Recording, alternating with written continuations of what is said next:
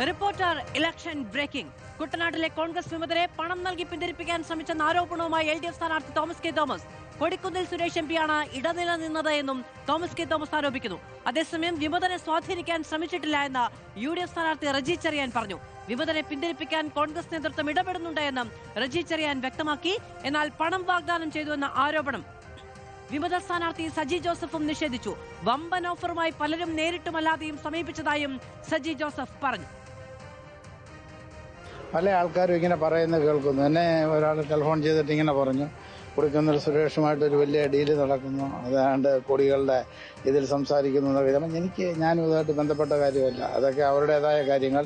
പക്ഷെ അങ്ങനെ ഒരു ഡീൽ നടക്കുന്നുള്ള ജനങ്ങളുടെ ഇടയിലുണ്ടായ ഒരു സംസാരമാണ്. അത് ശരിയോ തെറ്റെന്ന് കണ്ടുപിടിക്കേണ്ട ചുമതല നിങ്ങൾക്കുള്ളതാണ്.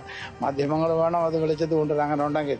കാരണം ഇതിൻ്റെ എല്ലാം പിന്നിൽ പൈസാമയമാണല്ലോ. അപ്പോൾ നമുക്ക് ആരെയും അങ്ങോട്ട് വിശ്വസിക്കാനായിട്ടൊക്കത്തില്ല.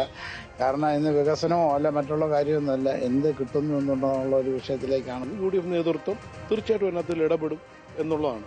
കാരണം ഇവിടെ ഈ ഒരു തെരഞ്ഞെടുപ്പിൽ വിമതർക്കൊന്നും ഒരു സ്ഥാനവുമില്ല.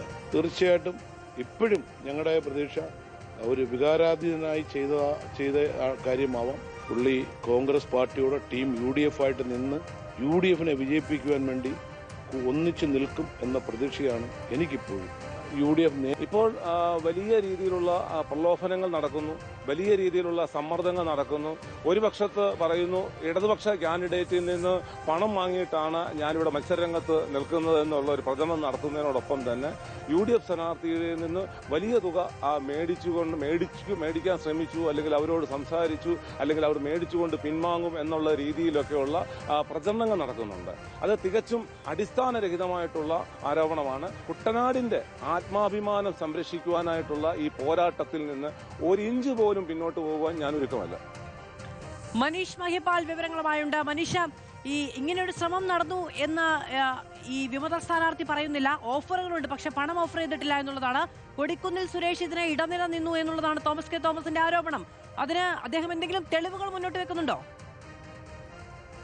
മാധവ്, ഈ തെരഞ്ഞെടുപ്പിൽ കുട്ടനാട് മണ്ഡലം ശ്രദ്ധ ആകർഷിച്ചത് മണ്ഡലത്തിലെ UDFിലെ സീറ്റ് കേരള കോൺഗ്രസ് ജോസഫിൽ നിന്ന് കോൺഗ്രസ് ഏറ്റെടുക്കണമെന്ന പ്രതിഷേധം ആദ്യം വന്നു. പിന്നാലെ ആ സീറ്റിൽ മത്സരിക്കുന്ന കേരള കോൺഗ്രസ് ജോസഫിന്റെ പ്രതിനിധിയായിട്ടുള്ള റജി ചെറിയാൻ, വ്യവസായിയായിട്ടുള്ള റജി ചെറിയാൻ മേൽ പേയ്മെന്റ് സീറ്റ് എന്ന ആരോപണവും കോൺഗ്രസിൽ നിന്ന് തന്നെ ഉയർന്നു. പിന്നാലെ കേരള കോൺഗ്രസ് ജോസഫിലെ പ്രതിനിധി റജി ചെറിയാന് തന്നെ സീറ്റ് മുന്നണിയിൽ ധാരണയായി. അങ്ങനെ അതിൽ പ്രതിഷേധിച്ചുകൊണ്ടാണ്, സീറ്റ് ഏറ്റെടുക്കാത്തതിലും പേയ്മെന്റ് സീറ്റിലും പ്രതിഷേധിച്ചുകൊണ്ടാണ് ആലപ്പുഴയിലെ DCC വൈസ് പ്രസിഡന്റ് കൂടിയായിട്ടുള്ള സജി ജോസഫ് പാർട്ടി വിട്ടു. സജി ജോസഫിനൊപ്പം ഏതാനും ചില നേതാക്കളും പാർട്ടി വിട്ട ശേഷം അവിടെ റിബൽ സ്ഥാനാർത്ഥിത്വം പ്രഖ്യാപിച്ചു. അങ്ങനെ മണ്ഡലത്തിൽ ഇപ്പോഴിതാ UDFിന്റെ കോൺഗ്രസിന്റെ റിബൽ സ്ഥാനാർത്ഥി അടക്കം വന്ന് വലിയ വാശിയേറിയ മത്സരം നടക്കുമ്പോഴാണ് ആ റിബൽ സ്ഥാനാർത്ഥിയെ പിന്മാറ്റാൻ വേണ്ടി വലിയ പ്രലോഭനങ്ങൾ വരുന്നു.